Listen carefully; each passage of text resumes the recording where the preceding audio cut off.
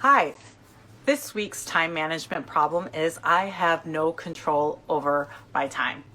And usually when we feel like this is because we think that the way our day is going to go is determined by somebody else. So it's determined by our kids, maybe we have a demanding boss, customers, or students for a teacher, things like that. And so our control is given to other people.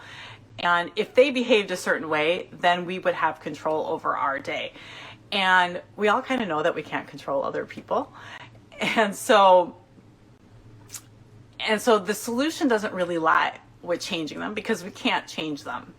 And so what I talk about in this week's video is about ownership. And the tip that I have for creating ownership around your time is to start to observe the people that you think that are controlling your time, kids or your boss or things like that, and observe it from a more factual way. And the way that you can do this is just by looking at what it is that they're doing, not how they should be behaving. So like if your kid asks you for a snack, are they always asking you a snack every 20 minutes? Is it mostly in the mornings? If you have a demanding boss, are they always making requests at 4 o'clock in the afternoon every day? And just come from a place of observing how they're actually behaving and focusing on that. And from there, you get a little bit closer to acceptance.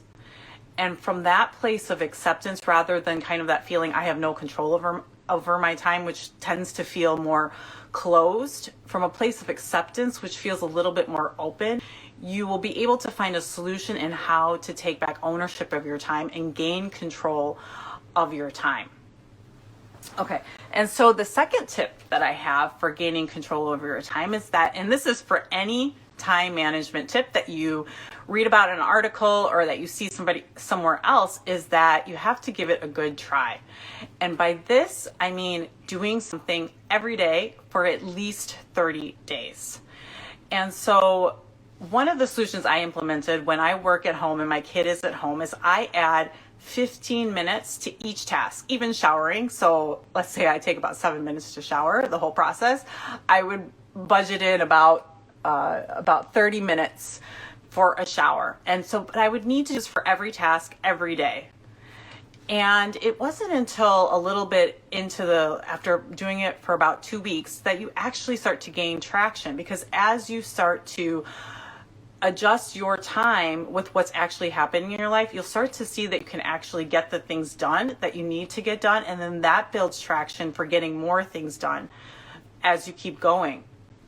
And then the other thing that kind of happens as you consistently practice this is that when something truly unexpected happens, so for example, I have my kid, she asks for snacks and toilet breaks all the time, so I budget that in. But when something unexpected, like when she gets sick, I'm not in a state of overwhelm where I feel like I have so much to do, and that I can actually manage what this unexpected thing is happening a lot better, because each day I've gotten the things that I've wanted to get done.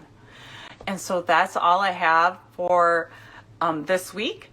And check out the video in the link in bio, and I'll see you next week for another live.